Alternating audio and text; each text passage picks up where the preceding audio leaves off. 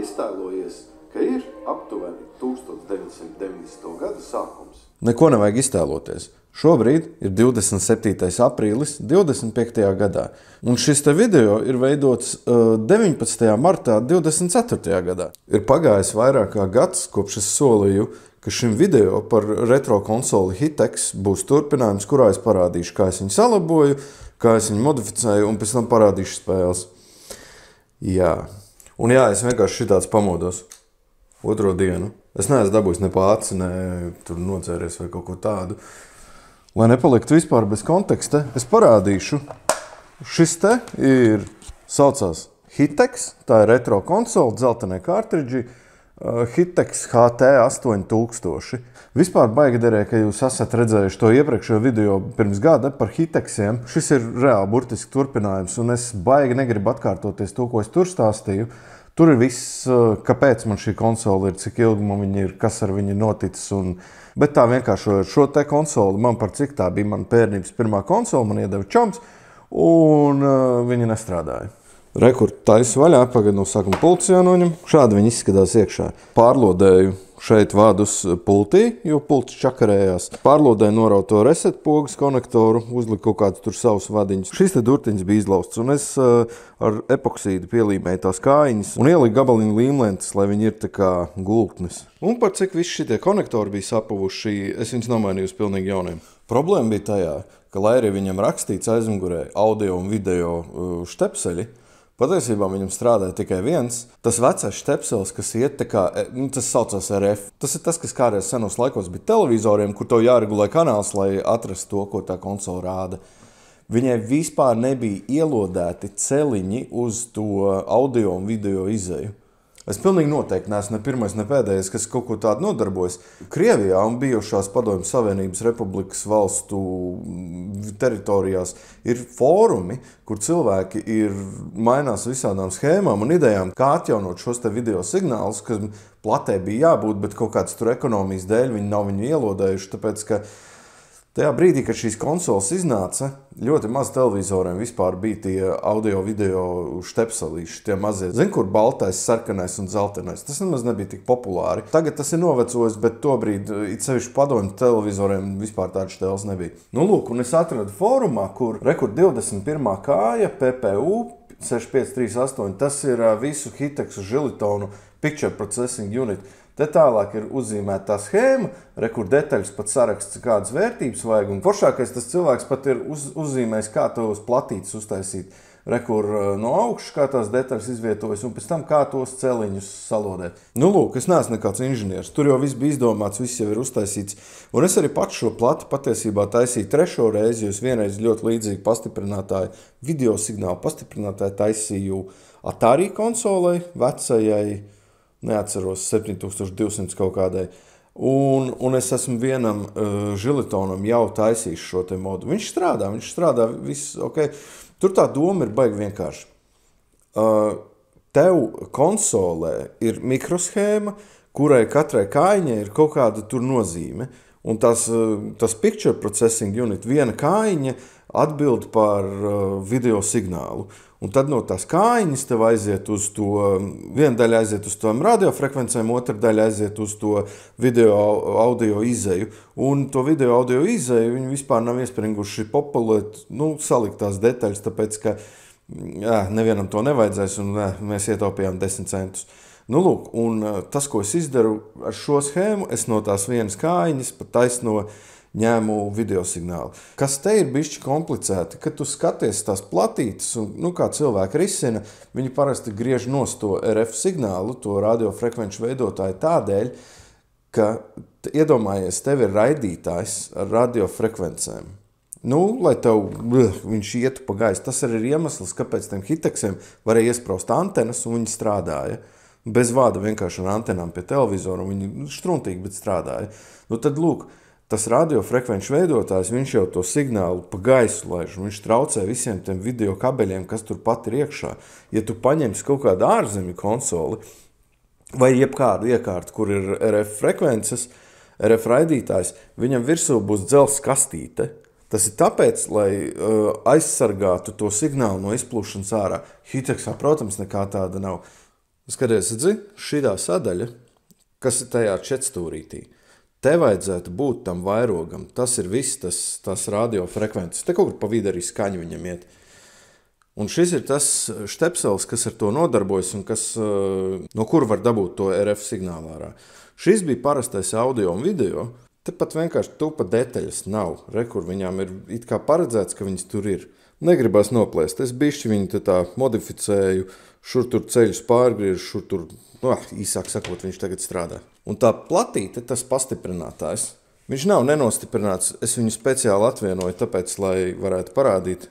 Ja kāds šito piefiksēs, tad šitie visi celiņi ir salodēti, tā kā bija tajā schēmiņā. Šāds platīts var vienkārši veikalā nopirkt. Un rekur tās detaļas. Reāli, tas ir tāds maziņš video pastiprinātājs. Un rekur viņš man tur dzīvo iekšā. Kad es sāku taisīt šo video, man pirmā doma bija, es pastāstīšu, ar ko atšķirās veci hiteksi no salīdzinoši jauniem hiteksiem. Es domāju, nevis 92. gada, bet, teiksim, 2000. gadu. Šīs te vecās konsoles. Viss ir baigi slikti. Un es tūlīt pastāstīšu un parādīšu, kāpēc, bet es pēkšņi sapratu, ka tas konsoles šobrīd neviens nespēlē. Viņas stāv plauktos kā kolekcijas. Viņi ir tā kā liecinieki pagātnei un kā mēs dzīvojam, kā mēs spēlējam, kāda bija tā ekonomiskā situācija un tā tālāk. Un tā viņu var arī uztvert. Tāpēc es pastāstīšu pavisam vienkārši neitrāli, bez kaut kāda rūgtuma.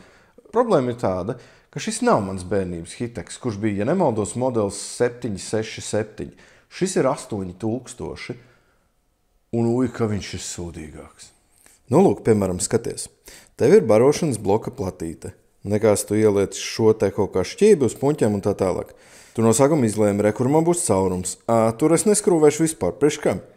Izurbu šeit caurumu. Neskrūvēšu. Izurbu šeit caurumu. Nē, man rekur nesapas ar to caurumiņu plasmasā. Nekas izurbušu vēl vienu.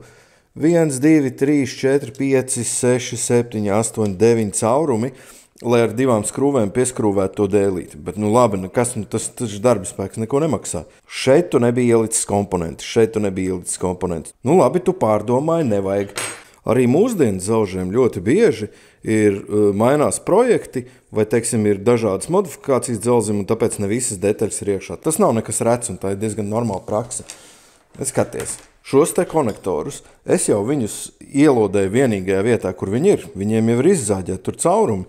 Un, ja tu pamanīsi, viņi ir šķībi. Un rezultātā, tad, kad konsole ir aiztaisīta, šis te plasmasiņš, kas atdala vienu un otru, viņš jau tiek lausts.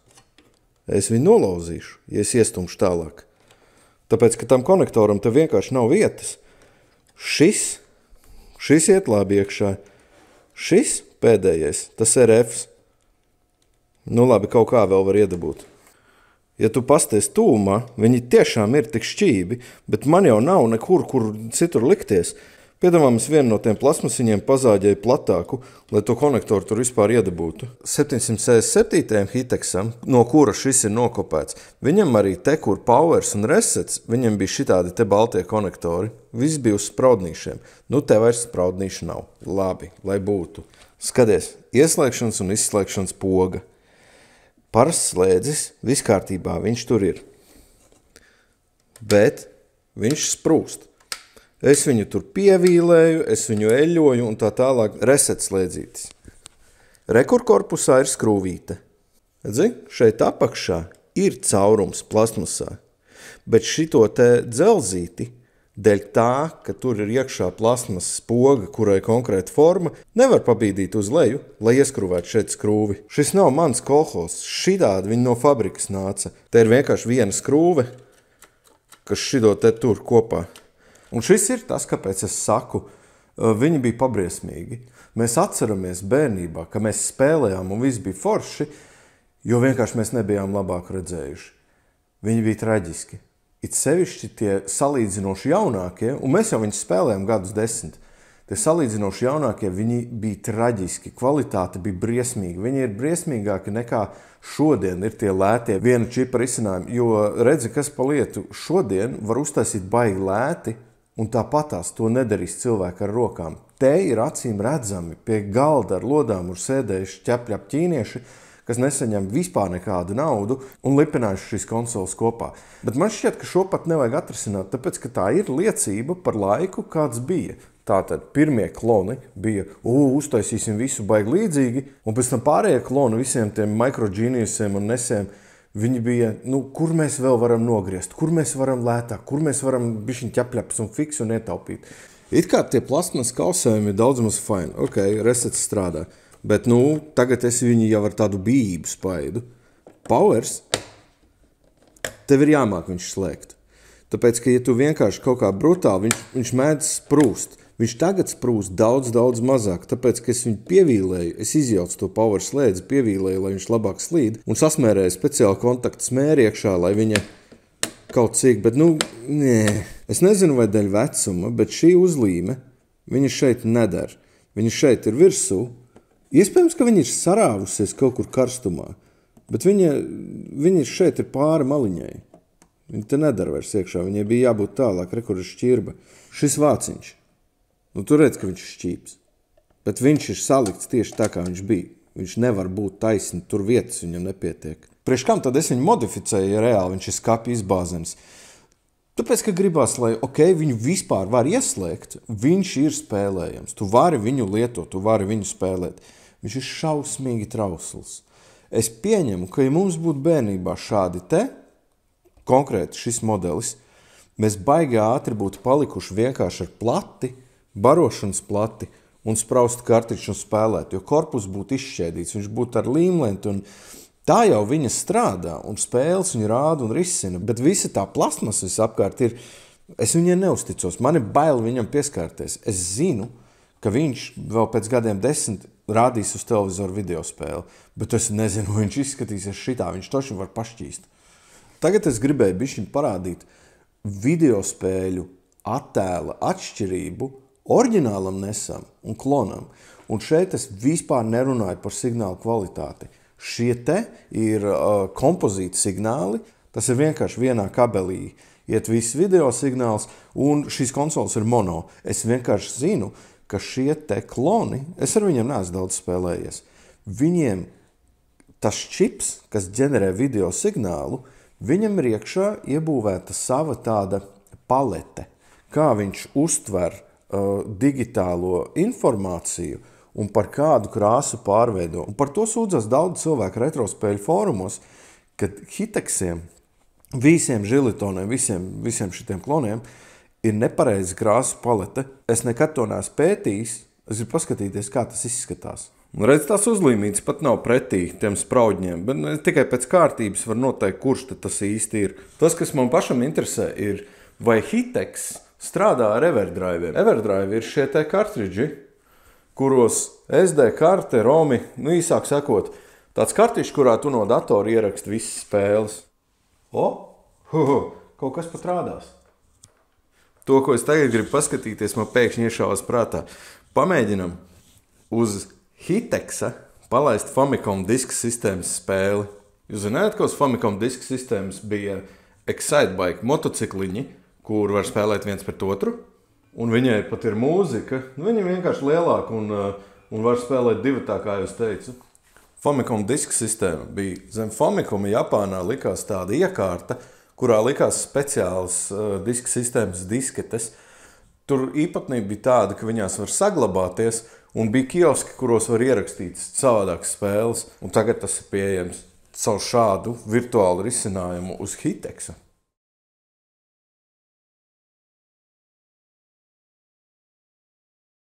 Ņemiet vērā, tas nav viens video sadalīts uz dažādiem ierakstu kanāliem.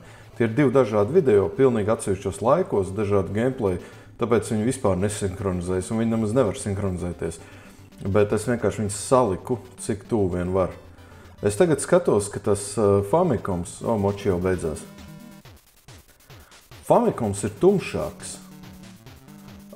Hiteks, tas Famicoms, tas ir oriģinālais. Hiteks ir gaišāks un graudaināks, kur ir šī spēle ir Spider-Mans. Par šo parasti sūdzas, ka tā paleta ir baigi nepareiza. Tas neredz nekādas lielas atšķirības. Nu, atskaitot tumšumu, rekur, sniega brālis, tas pa labi, viņš ir snowbrothers, viņš ir tumšāks un kreis ir gaišāks. Patiesībā, iespējams, dēļ gaišuma izskatās labā puse nedaudz izpludinātāka, oriģinālais izskatās nedaudz izplūdušāks. Bet es redzu, kā tas modotais Hiteks, kā viņš varētu patikt vairāk. Viņš ir gaišāks. Viņš ir graudēnāks, bet gaišāks. Jā, un ja tu pasties uz tām flīzēm, tur varēja redzēt, ka tās flīzes, tie četstūri bija dažām izplūdušāk. Rekur kaķis Fēliks. Pa labi izskatās smukāk. Redzi, ka neredz tās svītras. Bet es neteiktu, ka krāsas ir nepareizi. Asums un gaišums. Protams, var mēģināt tam Hiteksam kreisajā pusē pievienot rezistorus. Viņiem jau bija 75 ohm rezistori. Vai 220, nezinu. Šito spēli es paņēmu, tāpēc, ka es meklēju Magic Blocks, kolumnas klonu, kur 3 pēc krāsņām jākrauj, bet es atradu tikai šitādu.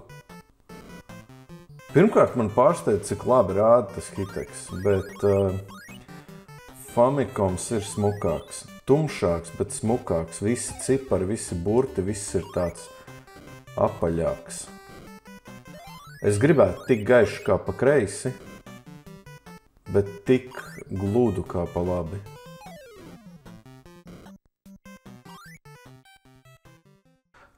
Rezumē, šis man pašam bija interesanti.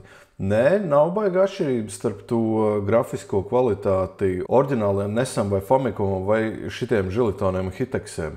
Tas arī viss. Es ceru, ka kādam bija interesanti. Čau visiem!